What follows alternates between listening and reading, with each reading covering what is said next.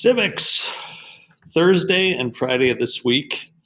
I will be going through in class presentation on elections and campaigns. The entire presentation is going to be in this video. So this really is your work for both Thursday and Friday to watch this video and to take some notes. Remember, these presentations are where the questions are generated for our tests and quizzes. So after the election on Tuesday the 3rd, as we get a little deeper into that week, we will have a quiz that'll take place on elections and campaigns. So on chapter 10 from the book. So there's been 2 reading guides, one for lesson 1, one for lesson 2, and a couple of presentations, including this one right here. So any handwritten notes you have in your notebook, you can use on our quiz for this particular chapter. So have a notebook ready and we'll go through this information together. Reminder, this is for Thursday and Friday. But let's jump into elections and campaigns, chapter 10, lesson 2. Here we go. All right, question number 1 I asked you, elections play the most important role in determining who makes the laws in our country, state, and city, how much the law is enforced, how public money is spent, and so much more. So approximately how many positions are there in government in the country? In all U.S. levels of government. That would be the national government, the state government, local governments like city and county. And the correct answer is more than 500,000. There are over 500,000 people in the United States who work in an elected position. So if you look in the lower left-hand corner, you can see a list of all the different elected people that represent you and I. From the very top, the president and the vice president, to our representatives from Minnesota to the U.S. government, including 2 U.S. senators and 1 member of the U.S. House of Representatives, down to our state government, where we elect a governor, 1 Minnesota senator out of 60-some, I think it's 67, 1 Minnesota House of Representatives congressman out of 134. Then our county level. Our county elections, we actually choose the county sheriff, the county attorney, and 1 of the Dakota County commissioners. We also, inside the city of Lakeville, elect the mayor and 4 city council members. And then finally, our school board, the board of directors for our public school district includes 6 members who are elected by those that live within the school district boundaries. So that's well over 20 officials that we personally elect in this community that represent us. And when you take every community across the entire U.S., it is more than 500,000 people. In the lower right, this is our current Dakota County Sheriff, Tim Leslie. He was first elected to a 4-year term in 2014, re-elected 2018. He'll be up for re-election again in 2022 if he chooses to run again. As Dakota County Sheriff, he does some important things, and that's the point of elections, is that we're choosing people to do very important work. He supervises an entire police force of deputies for the county that enforce all federal, state, and county laws. He also is responsible for the day-to-day operation of the Dakota County Jail. So these are important jobs that we choose people to do. So elections are important, without a doubt. Question number 2, the first elections of a given year at the national and state level are the primaries. What is the purpose of primaries that are usually held in the spring? There in yellow is the key information that you need to know. The purpose is for voters to choose 1 candidate from each party, from all of those who are interested in running for that position from that political party. And when voters choose that 1 candidate from the field, that person gets to run in the general election in November. So the person who gets the most votes in the primary becomes the party's candidate, whether it is for Congress, whether it is for governor, or in the case of the examples I'm showing you here on this screen, for the presidency of the United States. So Minnesota held its presidential primary in 2020 on March 3rd, Tuesday, March 3rd. And so, again, on the left side, you can see the results of the Republican primary, that you could vote for Donald Trump or you could write in somebody else. And of registered Republican voters that voted on March 3rd, 137,000 plus of them cast their ballot for Donald Trump, while 3,000 some wrote in another candidate. So Trump carried the Republican primary easily, which is not unusual for an incumbent president. Incumbent means you currently hold the position. On the right side, though, is the Democratic primary results, which you can see many more people participated in. That's not a surprise because Republicans knew Donald Trump would be the candidate, but Democrats had a say in who would be their representative on the ballot this November. For the Minnesota Democratic primary, you can see the results listed there. The top 6 plus 9 other candidates received votes. But Joe Biden received the most votes from Minnesotans with 287,000 votes. And Joe Biden did become the Democratic candidate for president. So on the ballot on November 3rd, Donald Trump, Republican, Joe Biden, Democrat, the primary voters got to decide who would be on those ballots. Now, while primaries are completed at different dates, states just choose when they want to have their primary, when they want to have that information. But it's always in the spring or the early summer. But the general election takes place at the same time in all states. So the national general election takes place on the same date in even numbered years. And it's always the Tuesday after the first Monday in November. So effectively, that just rules out November 1st. The election is never on November 1st. It always takes place between November 2nd and November 8th. Whatever the first Monday is in November, it's the next day is the election. Elections are not only used to choose our representatives and leaders, but they can be used to actually have a direct voice in governing or to create law. And it does this through initiatives and referendums. So on this particular page, we have an example from California on the right side, but the left side is where I want to dwell for a second. And in the yellow is where the best answer for what an initiative is. Initiatives allow citizens to propose laws, legislation, directly, so that it doesn't have to come from your elected officials. Just the people of a state or the people of a county or a city can propose a law through having petitions signed. And with a certain amount of signatures, depending on the state or county or city, they can place that proposed law directly on the ballot for eligible voters to decide if they want that to be a law or not. This is a way that we can circumnavigate elected representatives and that the people can actually create laws or legislation themselves. Now, Minnesota actually does not have an initiative process, so this is not something that can happen here.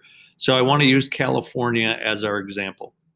In California, which sees initiatives actually often, a proposed law that comes from citizens requires 8% of the total voters, total number of people who voted in the last governor's election. So for example, to get an initiative on the California ballot in 2020, you would need about 800,000 signatures from registered voters, and those would have to be collected and verified by the California Secretary of State. The proposal then would be put on the ballot, though, where voters can just say, yes, I want this to be a law, or no, I don't want this to be a law. Surprisingly, while 800,000 signatures probably seems like a lot, California often has these propositions on their ballot. There are people actively working to get around the state legislature and propose laws in California. So that's an initiative. Now, initiative is a little different from a referendum because a referendum is usually created by the elected officials, created by the legislature, but then they don't want to make the final decision. They want to let the people have the say on whether this should become law or not. And in some local elections, like county or city level, there might be laws in place that require the eligible voters in that jurisdiction to approve a law, especially if it involves tax increases. So for this particular one, we're going to use Lakeville as our example. So last year, 2019, November 5th, there was 2 referendums in Lakeville. So Minnesota doesn't have referendums at the state level, but it allows them for county and city governments. And so our school district has a law that's put on it by the state that says if they're going to raise taxes to spend money on the school, they have to have the approval of the voters in those school districts. So you can see there were 2 questions on the November 5th ballot in 2019, and both were approved by Lakeville voters. Question 1 that you can see on the left side was about adding more electives for middle school students, increasing classroom resources for elementary school, increasing social emotional counselors in the elementary school, providing for greater school security, and information technology. So this was primarily for elementary and middle schools, and you can see how much this impact would be, about $200 per year per family who lives in Lakeville, and that was approved. If you look on the right, then there was also another referendum that was about actually building things. So on that list, you can see a gymnasium added to McGuire Middle School, a new pool for Century, a turf practice field at North and South, and security improvements to all school buildings, not just elementary and middle. So with that bill passed as well. You can see that that had less of an impact on families, only $28 per year. And both of these referendums passed. So again, a referendum asks voters on an actual ballot to accept or reject a law that will usually affect their taxes. I'll continue. Now, one of the powers given to states in our national constitution is the power to conduct all elections. There's actually no election run at the national level. Even though the president is a national position and people in all 50 states vote for the president, there isn't a national election. Each state runs its own elections. This is going to be important to remember throughout the rest of this presentation. When it comes to presidential elections, once every 4 years, the process of selecting a winner is actually very different from any other elected position. When voters cast their ballot for president this next Tuesday, they're actually selecting electors from their state. In fact, your book states, quote, "The purpose of the popular vote is to choose electors." Now, in Minnesota, we have a set number of electors, and depending on which candidate, Trump or Biden, wins the most votes in Minnesota, that will determine how many electors or where the votes from Minnesota's electors actually go. Hopefully this will make sense in a few seconds. Now, how many electors does each state get? This is determined by the total number of members of Congress that that state has. So in Minnesota, just like every other state, we have 2 senators, and then we get that added to the number of members of the House of Representatives, the U.S. House of Representatives that we have, which is based on our population. We have 8 congressional districts. 8 plus 2 is going to be 10 for Minnesota. But the least amount of electoral votes a state can have is 3, because every state is guaranteed at least 1 vote in the House of Representatives, and every state is guaranteed 2 senators. So when you look at this chart of how many votes each state gets in the Electoral College, you can see that it is heavily based on population, and the states that are designated with the number 3 are our lowest population states. So what are these electors and what is their job? Well, each state's assigned the elector votes. These electors are going to cast their ballot. So again, for Minnesota, it's 10. If you look at the handout on the left side of this screen, this is for Washington State to describe their process. They have 12. And these people get to vote for president or vice president every 4 years. Now in Minnesota, when a presidential candidate wins their party primary, and then they're going to be on the ballot, they must submit to the Minnesota Secretary of State 10 eligible Minnesota voters who will serve as their 10 electors if that candidate wins the state's general election. So there isn't anyone who just serves permanently as an elector. A candidate would pick someone to be an elector if they win. And then, of course, that person would cast their vote for president, vice president, for whoever chose them as an elector in the first place.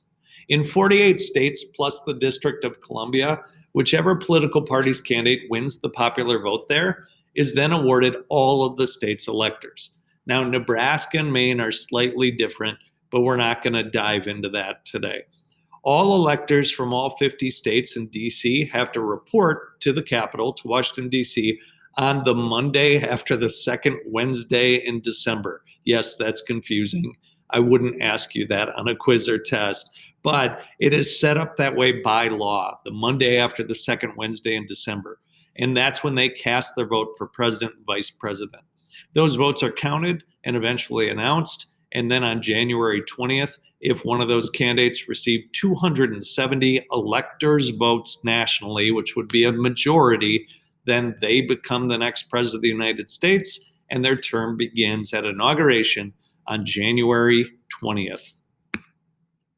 Now, with about 50 states plus 3 additional electors representing DC, there are 538 total electors that get to cast these votes. How many elector votes does a candidate need to become president of the United States? Just mentioned it, 270, a majority out of 538. Now, if you look at these two maps, I just made these on a website that allows an interactive electoral college. They look alike, but if you look at the numbers on top, they actually show very different results. The map on the left has Joe Biden over 270 electoral votes, 277, by winning just those blue states. If Joe Biden got 277 electors, then he will become president on January 20th, 2021. If you look at the right side map, it looks very different. I only flip-flopped a couple, and in that case, Trump receives 279 electoral votes, meaning that he would be the winner and have his second inauguration on January 20th and be president for another 4 years. If you read the section titled Criticisms of the Electoral College, you can see that Minnesota is one of these winner-take-all states. This is a situation that has created some tension and some controversy. The graphic below shows you once again the electoral map of America. And for this question, I just asked, how many electoral votes does Minnesota get? We've already mentioned a couple times, it's 10. But it's very possible that Minnesota will lose a vote in the next presidential election. The results of the 2020 census, the count of population that determines how many votes each state gets in the House of Representatives, may decrease for Minnesota from 8 to 7 with the results of the census. That would mean in the 2024 presidential election, Minnesota could go down to 9 electoral votes. So each of the 50 states, based on that map you just saw, has to conduct their own presidential election every 4 years to choose their electors. Minnesota's presidential election, the last one we had in 2016, was managed and run by our Secretary of State, which is an elected position. Steve Simon, a Democrat, is the current Secretary of State.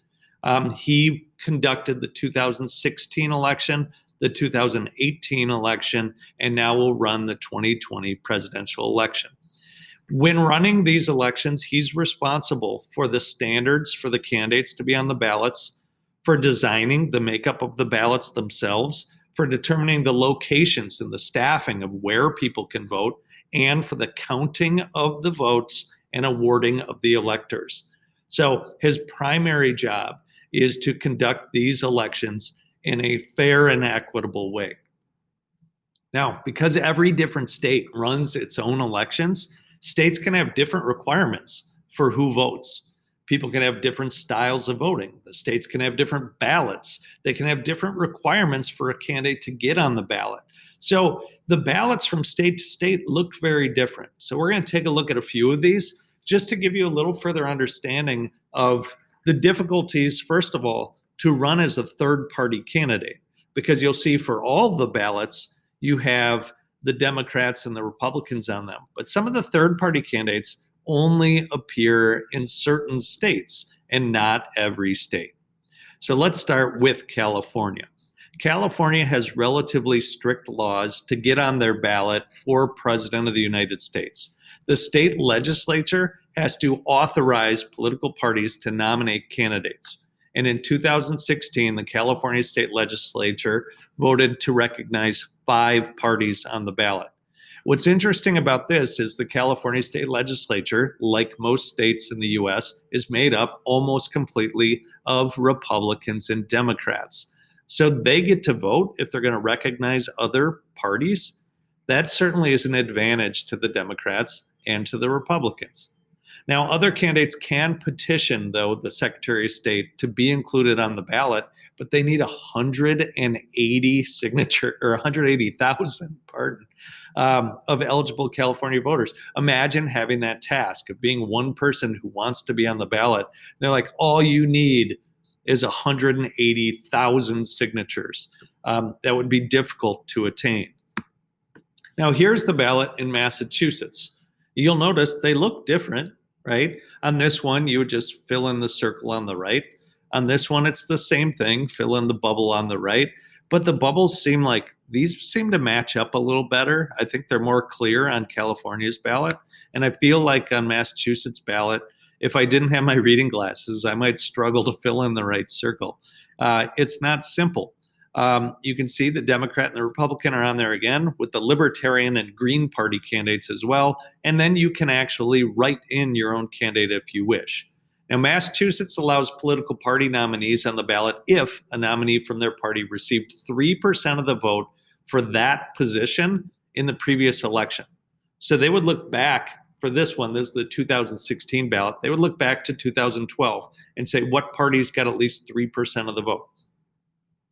Those parties automatically get a candidate on the ballot.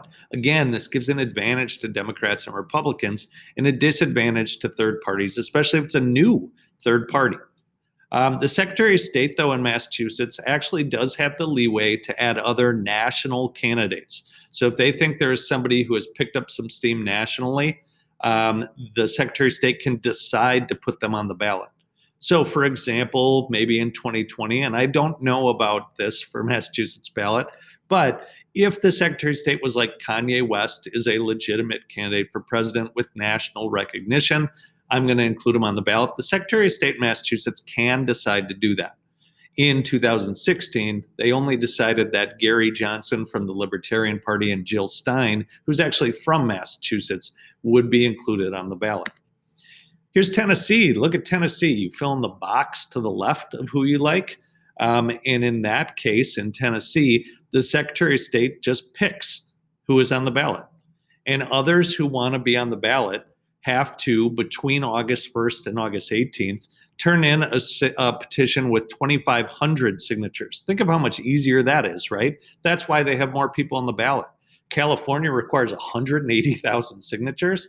Tennessee's like 2,500 and we'll put you on there. So these candidates have, these 5 candidates, in addition to the Republican and Democrat, can get on the ballot with just 2,500 signatures from eligible Tennessee voters, as long as they turned in by August 18th for a November election.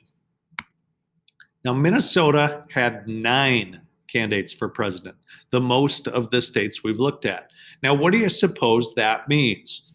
Just like we talked about that Minnesota makes it easy to register to vote, and that Minnesota actually makes it easy for people to vote. Minnesota also makes it easy for people to run for office, and that's exactly what this means. It's not too hard to get on the ballot in Minnesota. Major party candidates are automatically on. that would only apply to the Republicans and Democrats. But independent and minor political party candidates require only 2,000 signatures. There's a 2-week period in August that they have to gather the 2,000 signatures from, and it overlaps with the state fair. This is intentional to allow candidates to go to the state fair and get their petitions signed easily so that they could get on the ballot. Independent candidates in Minnesota have to designate a political party. So even if you're not in a political party, you get to make one up, because the way Minnesota's electoral college seats are granted is the party of the candidate who gets the most votes, their party gets to name the electors. So you have to have a party. So you can see on Tennessee's ballot, if I go back to that people are listed as independent on the right side. If there's the Republican, the Democrat, and then everyone else is listed without a party. That can't happen in Minnesota.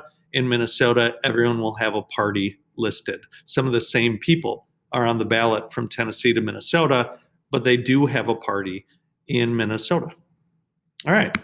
So what were the election results in 2016 for Minnesota? Well, you can see them there. Hillary Clinton had 46.4% of the vote. That was the highest amount.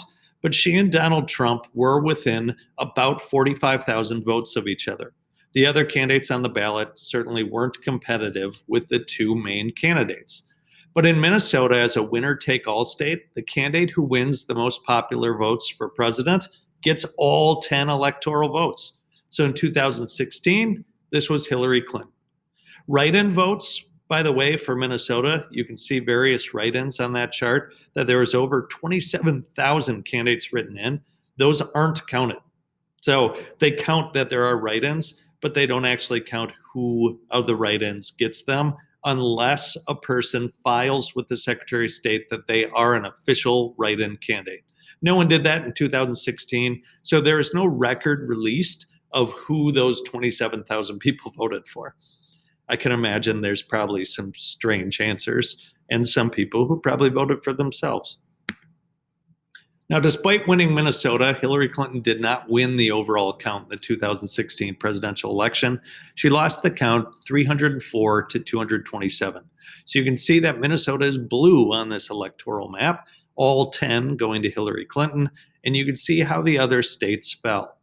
Now, you might also notice that 304 plus 227 doesn't equal 538, which means there are a few, 7 electors that did not cast their ballot for either Hillary Clinton or for Donald Trump.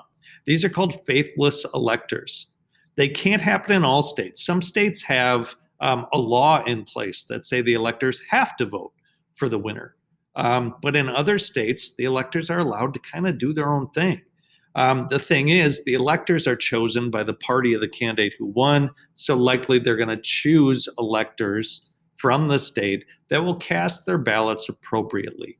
But almost every election, there is at least one faithless elector who casts his ballot for somebody else.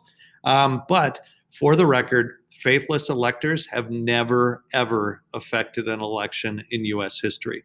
So the 7 electors that voted for other people, you can see there's 4 in Washington, 2 in Texas, 1 in Hawaii.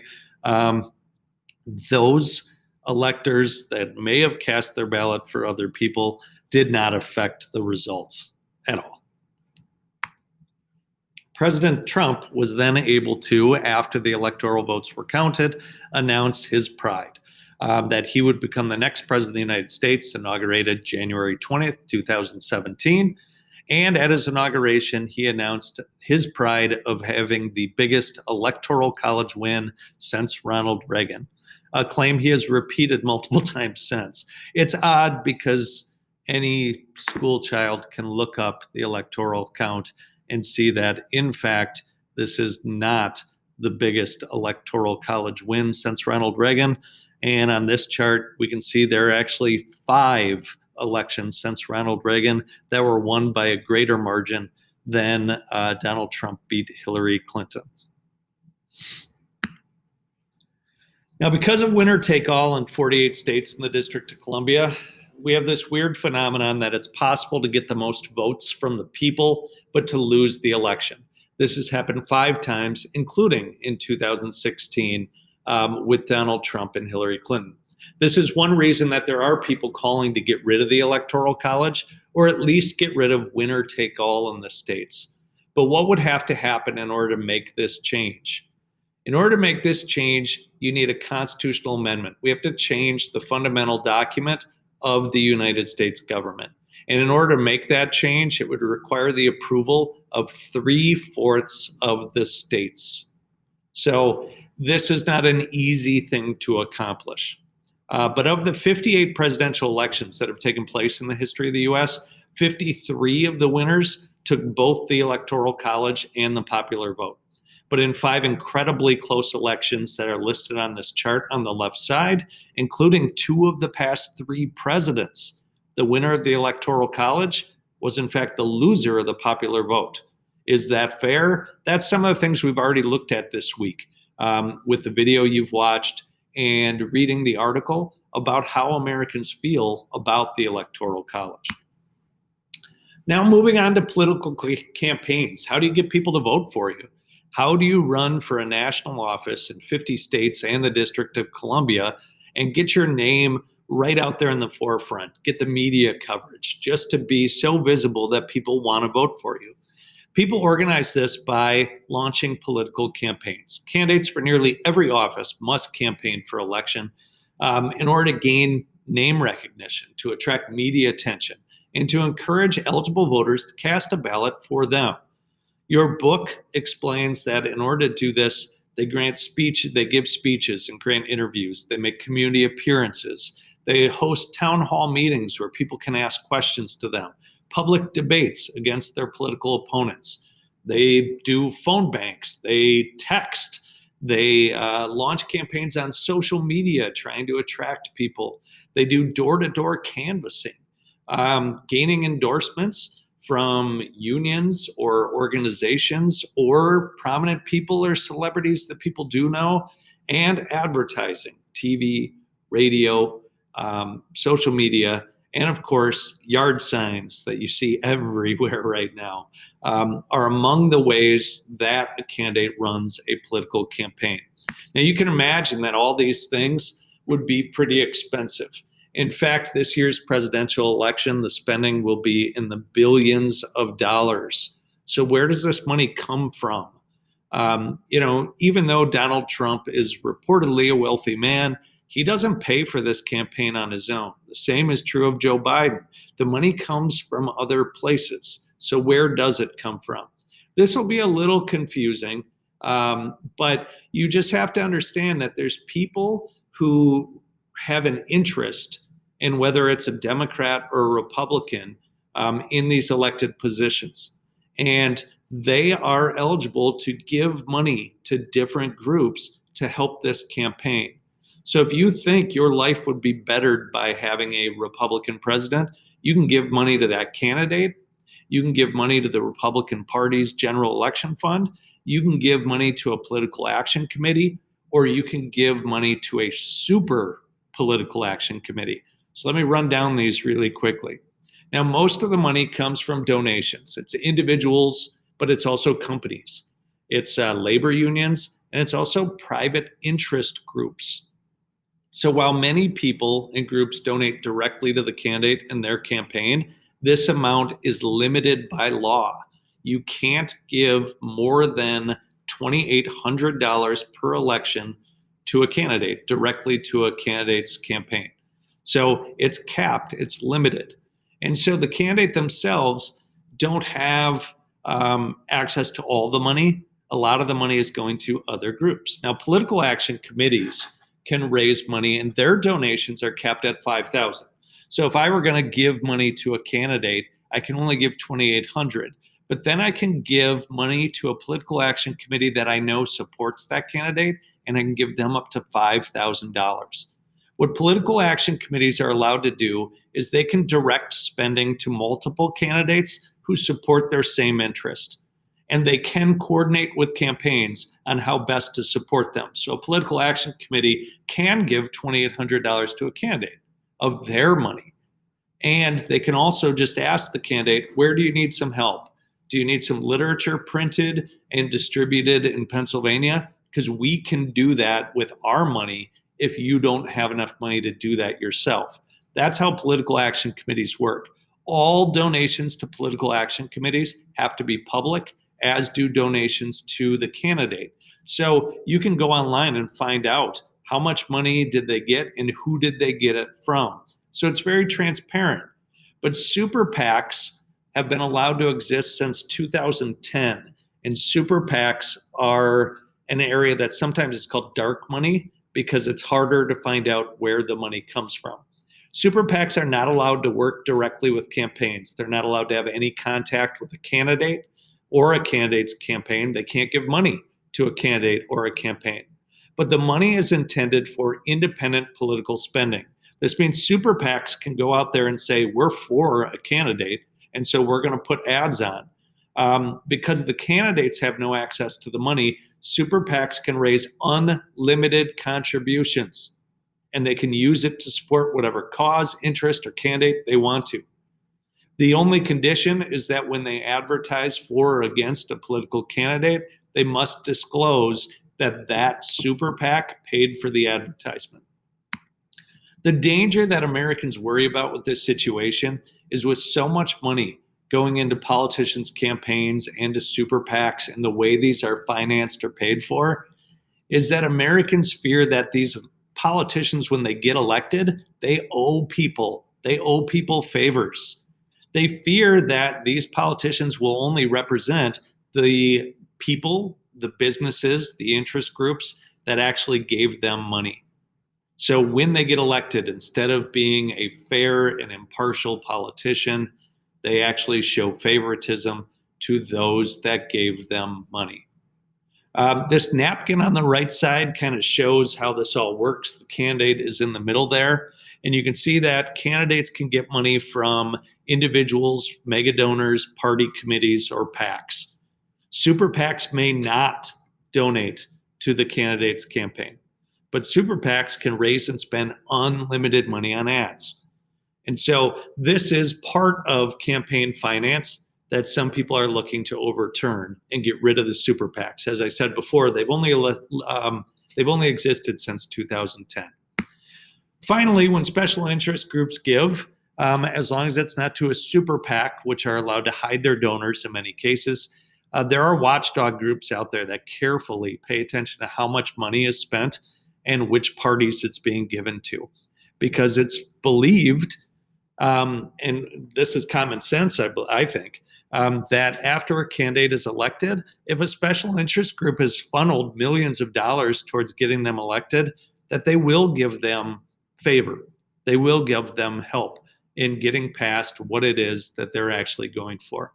Now, giving to political campaigns is perfectly legal.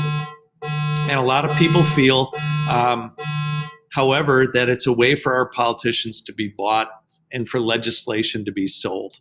And that's why there are complaints and calls for reform to campaign financing laws. So in our last midterm elections for Congress in 2018, what I put here on the right is a list of the special interest groups that donated to the Republican Party. On the left are the special interest groups that donated to the Democratic Party. And there are some that are on one list and not on the other. And there's some that are on both lists. And that's what gets interesting.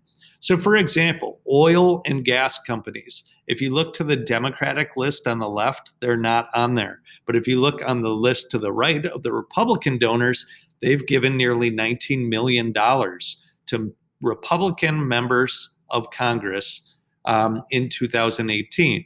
So obviously the oil and gas industry wants Republicans elected. If we look at, let's look at the left side of the Democrat list, and let's find public education on there. Education is fifth down, $22 million given to Democrats by education groups. You look on the right, it's not on there.